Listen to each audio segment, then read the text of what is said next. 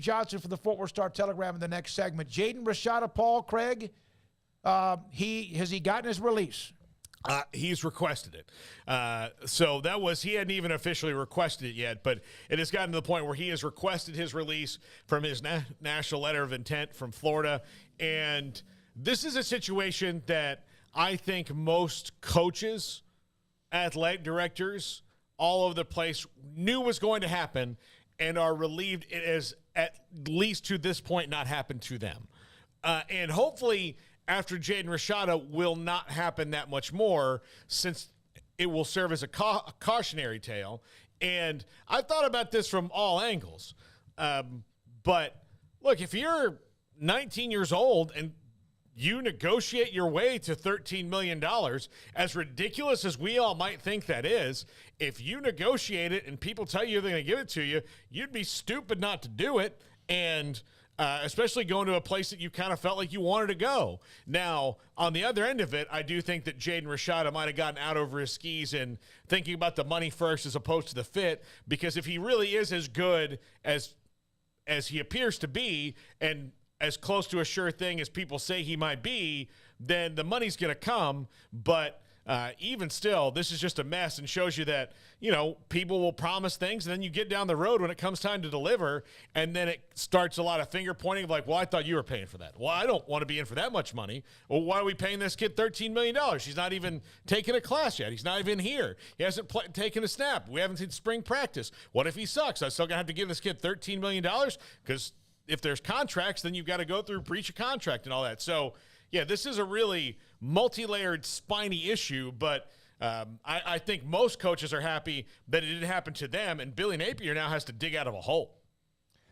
Yeah, it's not surprising. This was bound to happen at some point in time. Yep. And the stupidity here is not Jaden Rashada or his people. It's whatever stupid Florida boosters thought that $13 million would be something great to offer this quarterback prospect when you could go a million different ways and spend far less money and get just as good of a player. And certainly if you'd have gotten one snap out of anybody, would have been better than whatever you got out of Jaden Rashada. Mm-hmm. So well done, adults that just, I guess just had to open those purse strings as wide as possible to make sure they landed this transcending type level player that, obviously is never going to suit up for them from here on out. He'll never probably don blue and orange unless there's like an XFL team that wears those colors or something. But yeah, just a joke, a total joke of an outcome on the part of Florida. And, I don't know to what degree Rashada or his family or, whoever all these people are that are involved, I don't know where to point fingers and say, like, well, you deserve some of this blame and you deserve some of this blame. I'm sure everybody had a hand in it to some extent, but we shouldn't be looking at the 17, 18-year-old and looking at him like he's the one that should be leading the way here.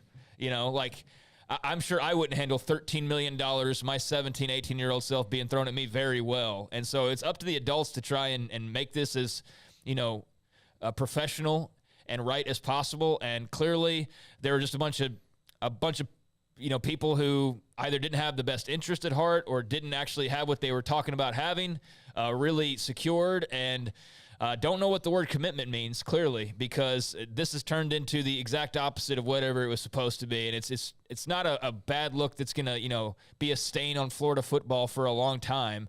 But it will hurt if he goes off somewhere and plays like the 5-star that apparently somebody thought was worth $10+ million over the next few years. So yeah, we'll watch him just now to see like what the hype was all about. And for Florida, I know they've had to maneuver, go get Graham Mertz, for example, and we'll see what happens there. But this is one of those chapters in Billy Napier's, albeit short history, that you are going to circle or put a little tab next to and probably revisit based on how the next couple of years go, and especially if they don't have very good quarterback play. I mean, this will be a fumbling of the bag, literally, that, maybe comes back to haunt them in more ways than just a few headlines here over the next few days. But, yeah, this was inevitable, and congratulations to Florida. I guess, Miami had their dalliances with, controversy in terms of the NIL scape with, their whatever that guy's name is, the LifeLock guy, in the early days, and now here's Florida, and That's state, man. I'm not surprised, honestly. I'm not surprised. Just wondering when FSU's turn is, but their culture seems to be pretty good right now, unlike the other two. So maybe they won't be caught up in all that. Yeah, it feels like somebody's sitting on my chest because, again, I feel like it could be any school that does this and gets out. You get some guys that are rich but not that rich out over their skis promising things. My biggest question, I do feel bad. Wherever Jaden Rashada goes next, he's going to have to deal with this was what people will remember about him, and whether that's fair or not. But how do you move him into a locker room in another place? He's not going to get $13 million anywhere else. I mean, you wouldn't think, but where does this go? Like, how does he restart this whole process and get somewhere where he wants to be? Go somewhere and play and do I don't well. think the players care, man. They're like, hey, go make your money, man. Like they don't care. I think that they just want to have a great quarterback. So if he goes walking into Miami's to whoever Miami's locker room or to West Virginia, I mean, whoever it is, it's going to be in contention for him. I think the players will embrace him and be happy that they got some, 5-star stud quarterback that apparently somebody thought was worth millions of dollars before ever stepping foot on a college football field. And so he'll be fine. You just wonder, or I just wonder at least, is like if he's going to be a Tate Martell. Or is he going to be a guy that actually matters in the grand scheme of things? And by that, I mean Tate Martell, we spent a lot of time on various college football websites or radio shows talking about a guy who never ended up mattering one iota on the field. And look, he had a better career than I will ever have. So I'm not trying to diminish, him as a football player, but that turned out to be a pretty big joke by the end of it. The whole transferring left and right for starting jobs and not winning them and then moving on again. And it just became kind of a meme more than it ever became a real career to talk about. And so for Jaden Rashada, I just hope he avoids that fate. And we do see him out there and see why he was billed the way he was billed for starters. Todd Berry told us about a year ago, coming off the Football Coaches Convention, that there were coaches who had boosters contacting players and offering them NIL, even though the school or the players or the coaches, the staff, had not even offered said players. When we come back, he covers TCU.